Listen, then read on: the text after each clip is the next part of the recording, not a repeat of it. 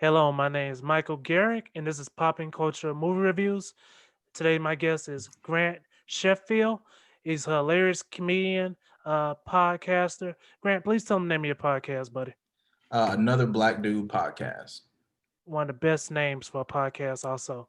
Um, the movie that we'll be reviewing is literally one of my top two favorite movies. Sometimes I put it number one, sometimes I put it number two. It's Pulp Fiction. Grant chose the movie. Any special reason why you chose it? Yeah, that's a movie. I probably watch it probably twice a year. I'll watch the movie just because like it's one of those movies where I try to see if it still holds up after like years and years and years. Of course, the movie came out, if I remember, in '94, I believe so, yes. and it's like it's a lot of different elements of the movie. Like it's funny, the writing is super strong. The drama is really strong. Like there's so many different parts. Like it's kind of like an all-in-one movie for me. Yes, yes. Before we get into it, guys, this is a spoiler review. We will be spoiling this movie. It's off top. Two questions for you, Grant. Do you believe they should watch it? And is this movie a part of pop culture? You should definitely watch it, and 100%, yeah. Anything Quentin Tarantino put out in the '90s, you should definitely watch. Yes, yes. I 100% agree. This movie is 100% a part of pop culture. If you have never seen this movie before, watch it first. Then watch a bunch of TV shows, a bunch of movies, and you'll be like, oh, this is what they were talking about. Or this is what they were making fun of. Great movie, top notch. Um, Grant, I'll let you kick it off, man. What did you love about the movie?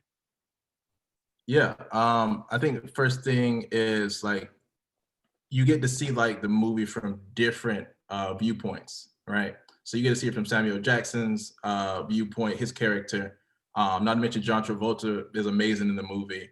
Of course, everybody loves Uma Thurman. She crushes it in the whole movie, like from start to finish. Every scene she's in is like a super solid scene. Ving Rhames scene was like a scene like the scene with Bruce Willis. That was very surprising when like they were in the gimp suit or whatever. I was like, yo, I wasn't expecting this at all. Like that was a change in the movie for me. Like it switched to like a different level going from that part. Yes. Do you mind if we break it down for him? Yeah, absolutely. The opening scene. Uh, before you even know, and this is all spoilers from this point on, guys. Uh, the the opening scene. Just when you see them just talking, a regular conversation at a diner, like you hear them talk about robbing it, but you don't think they're gonna do it. Matter of fact, they're talking about why people don't rob restaurants. Yeah. You know, and they, it breaks out. He stands up, points the gun at everybody, and then that song kicks in. And right from when the song starts, I don't know the name of it, but right as soon as that song starts, everything else just like drives from that point. Yeah. I remember watching the movie. I think I watched it as a kid with my oldest brother because it was like his favorite movie. And I remember being like kind of bored when I first started watching it and I didn't like get it. And then I think when I was older, maybe around 11 or 12, I was like, oh, this movie's dope. Because like that first scene, like you were saying, I was like, what is this movie about? But like you watch that first scene, it sets up everything and all these different avenues that the movie's gonna go. So like Yeah, you definitely need to watch that movie like 100%. yeah. Quentin Tarantino was my first time ever like paying attention to dialogue because Yeah. nothing he writes is just written. Everything has makes a point. Everything's a regular conversation. I could be sitting. I'm probably gonna eat at Waffle House tonight. I'm supposed to be eating with some friends. We're supposed to go to the Waffle House, and I guarantee our conversations won't be exact similar, but it'll feel like a Quentin Tarantino dialogue just because it sounds like regular speech. You know? Yeah, Tarantino has a way of like you're saying, like every line is important, just like with joke writing, right? Like every line in a great joke is like connected. Like there's no fat in like the dialogue in his movies. Like even like his newer movies, the same thing. Like the dialogue is always like really crisp. He always gets in and out of scenes real like real smooth and concisely. And it's just like he's a great writer, obviously. Like if you watch all of his movies, especially that movie, like you gotta watch Pulp Fiction. Yeah, he's actually starting to write books. I was reading. He's about to be an author, so I'm definitely gonna be checking out his books. How many times do you think the book's gonna have the N word in it? I'm just joking. That was gonna be the next thing I was gonna ask you. The amount of times he says the N word just really makes you think, like, bruh, like you get away with murder right now. Like every movie, it comes up at least 50 times, if at least. if Sam wasn't his friend, this probably be a totally different career. Oh yeah, Samuel Jackson saved that man's life because like it doesn't show up in what's the movie, the Hollywood movie that came out like 2 years ago? Once Upon a uh, Time in Hollywood. Did you yeah, see that yeah, one? yes, yeah. I've It seen didn't all show his up in movies. that. No, Same. Like it didn't show up in that, and they were which definitely there was saying no it. black people. Yeah, but they were definitely saying in that time period. Yeah, but For sure, he, absolutely. but I think if not him, the cast or his whoever's producing the movie was like, no, like he had to have somebody Yeah. pull him back. Like, no, it's here. I wrote it. No, you can make fun of Bruce Lee. Uh, I do feel like he, like you said, he probably does have a person who's telling him, like, all right, are you gonna use the N word in this film or not? Because he definitely uses it in every movie I've seen. and I don't want to get counseled, and I'm woke like everybody else, but is I'll admit that he overuses it. I can see that, Sure. but it's never used like I'm just saying it to say it.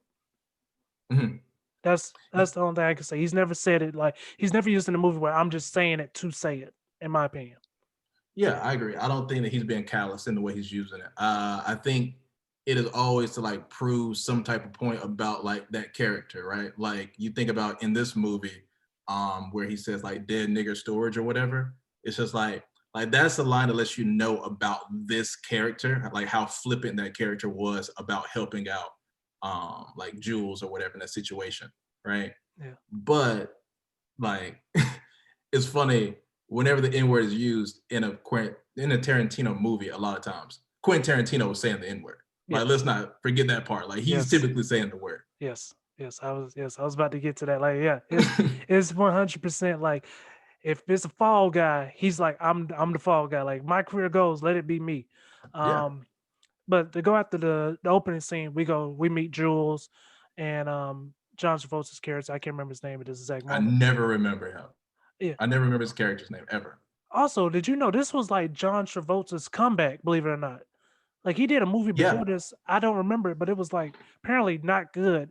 And like this was his comeback and like just a great movie to come back with too. Like, yeah.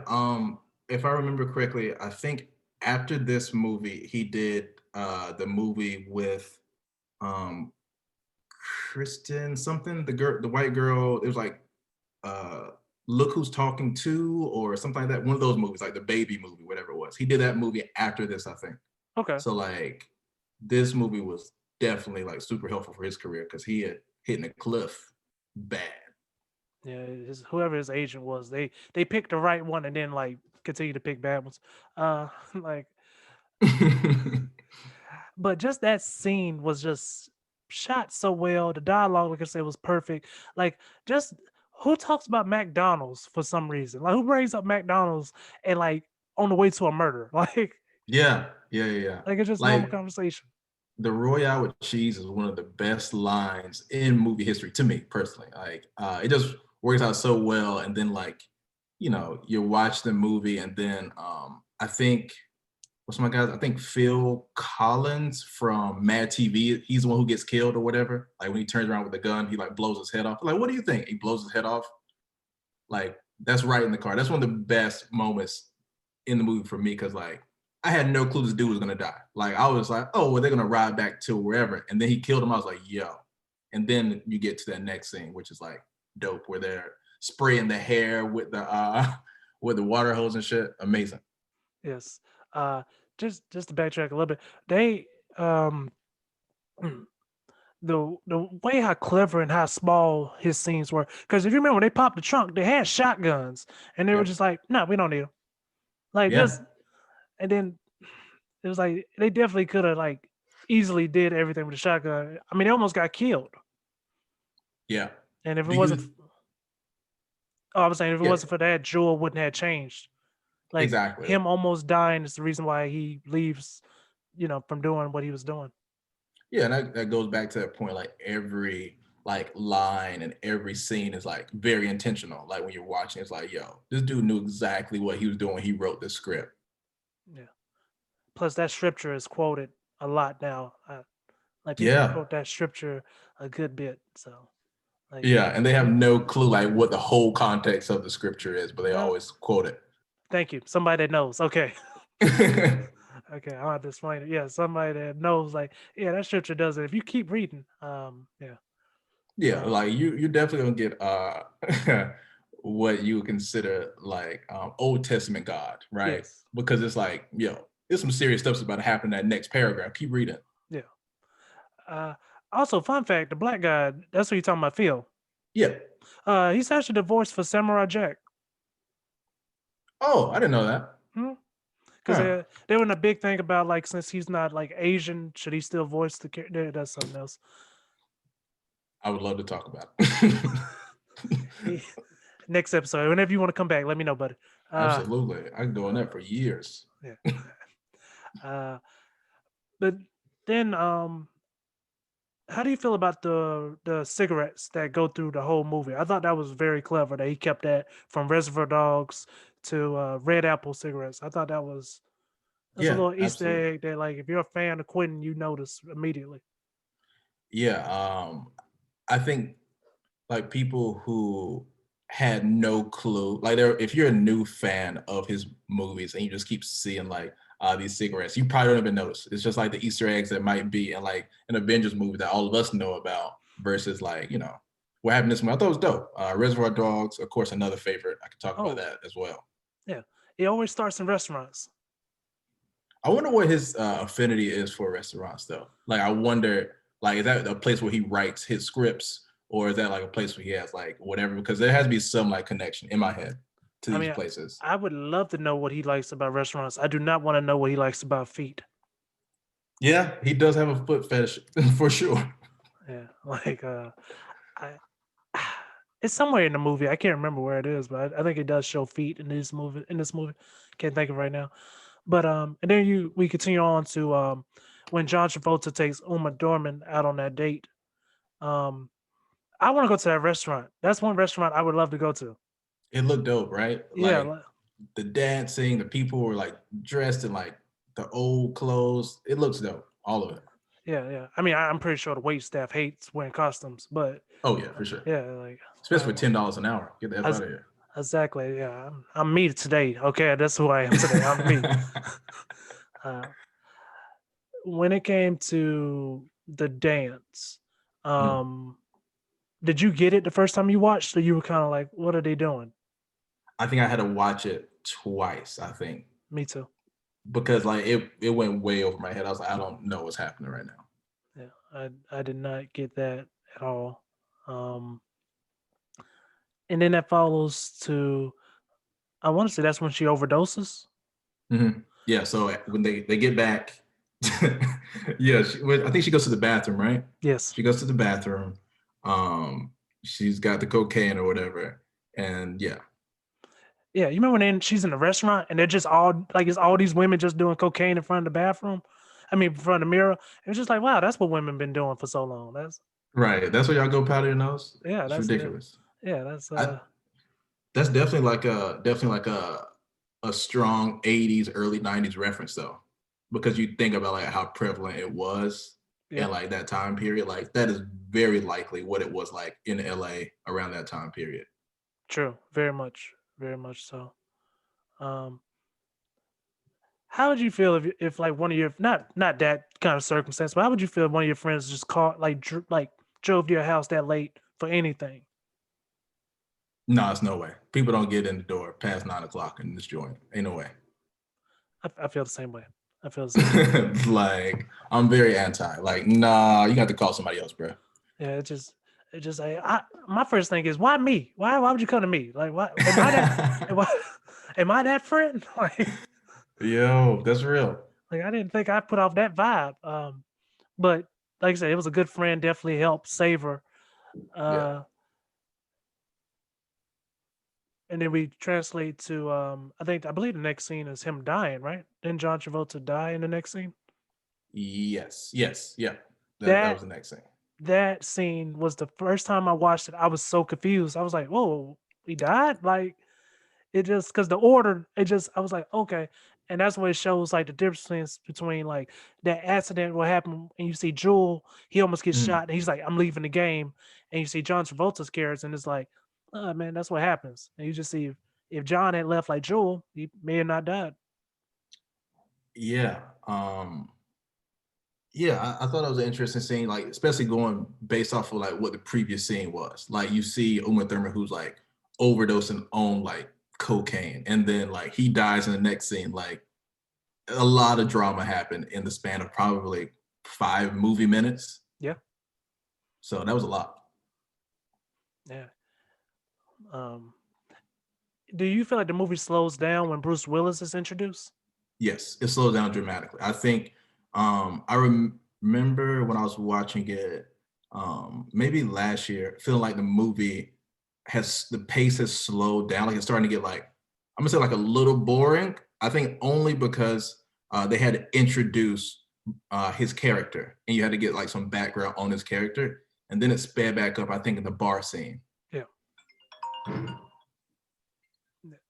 You good? Sorry. No, no problem. Just Yeah, it's not. we It's good. not. Is it important? No, no, you good. Okay, cool.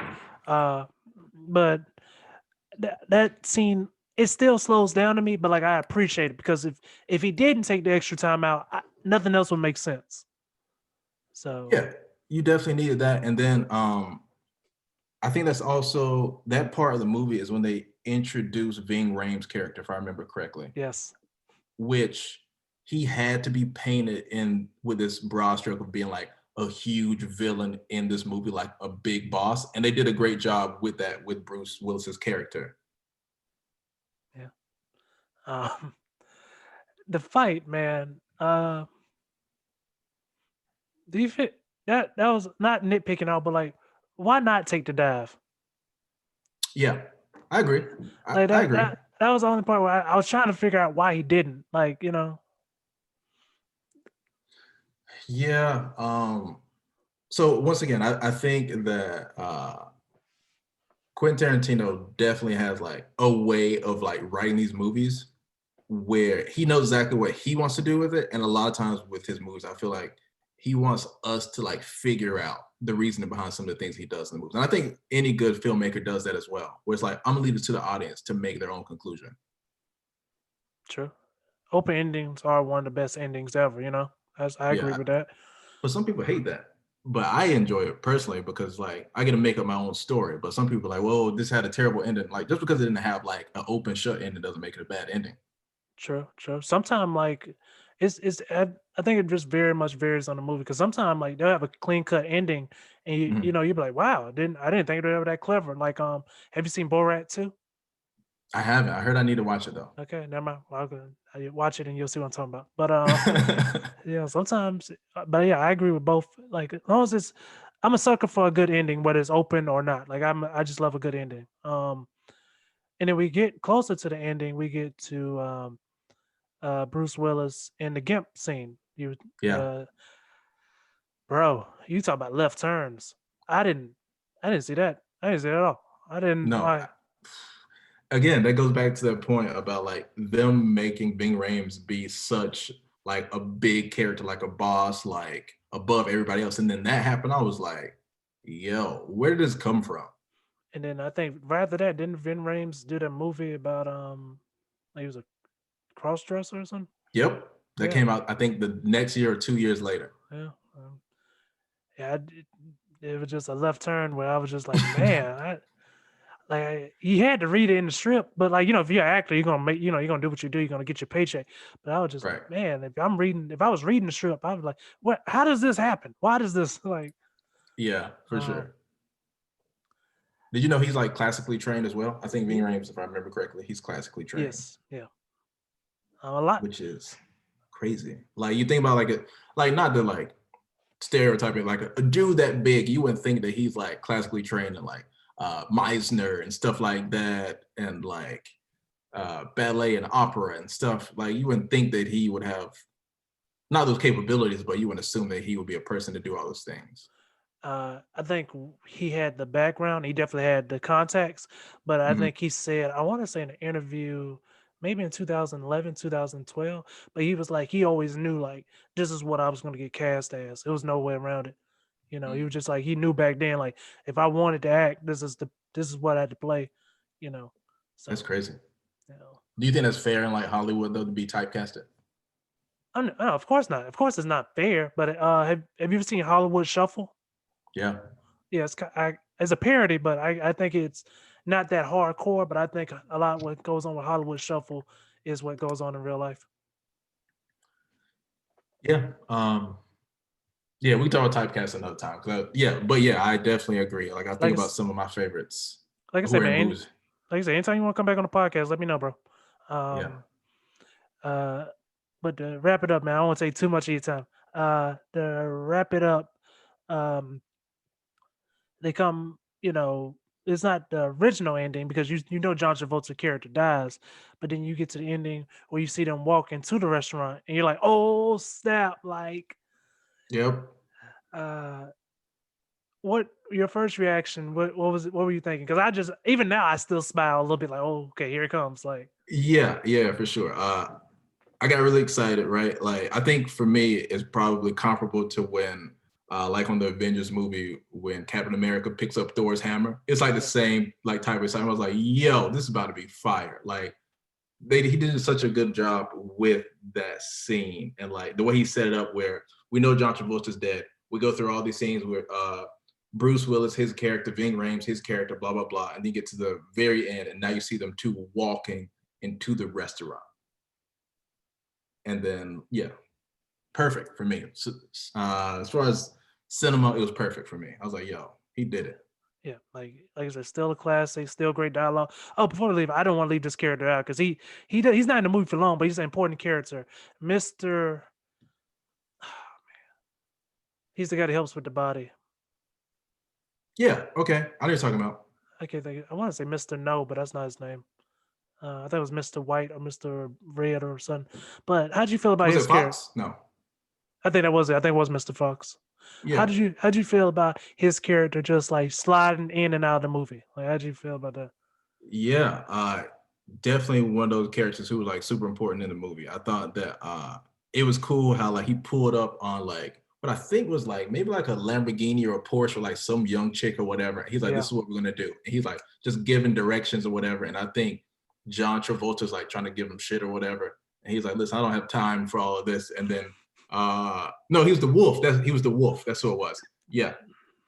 It was cool to see Jules get like excited for the wolf. He's like the motherfucking wolf or something that he said.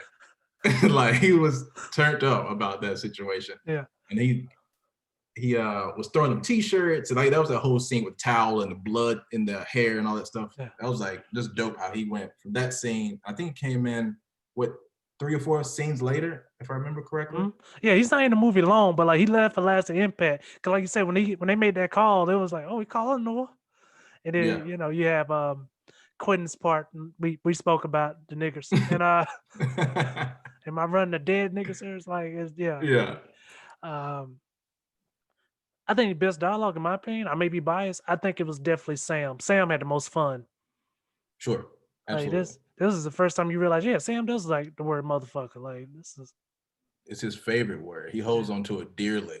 Uh, and he's great in the yeah, movie. Like, yeah. um, Every line's memorable. Even tell that bitch be quiet. Tell that bitch sit down. Like yeah, yeah. it's let me see. I wonder who those characters like. I kind of wish there was like a little bit more background on those characters.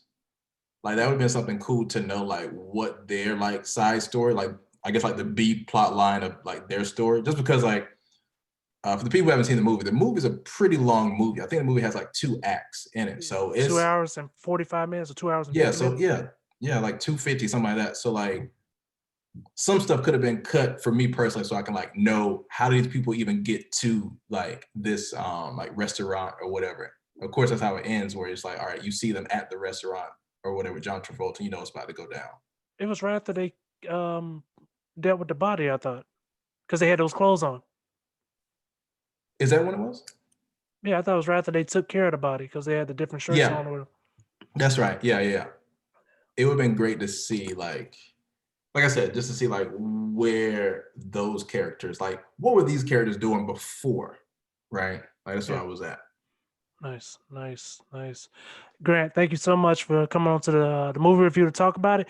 Can you have anything for your fans? And please tell them where they can find you. Yep. You can follow me on Instagram at Grant Sheffield one. And right now I'm trying to work on this pilot I've been writing for the last 6 or 7 months on and off. Oh Um, shit. yeah, it's not great.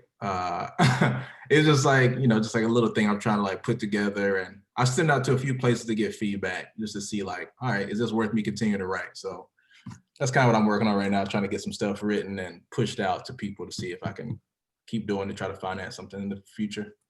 Word, man. Okay. All right, doing big things. All right, man. Well, I hope everything works out for you, man. I should hopefully I can be coming up your way March. So I'll hit you up if you guys have any open shows. Let me know, man. I'll take care of it. Like if you need some spots, and if I'm running something, I'll talk to some of the boys I know that can try to put you up on some stuff. So just hit me like 2 weeks before you're gonna be here, and I'll see if I can set you up, man. All right, bro. I appreciate it. This is Poppy Culture Movie Reviews, and you guys have an amazing day.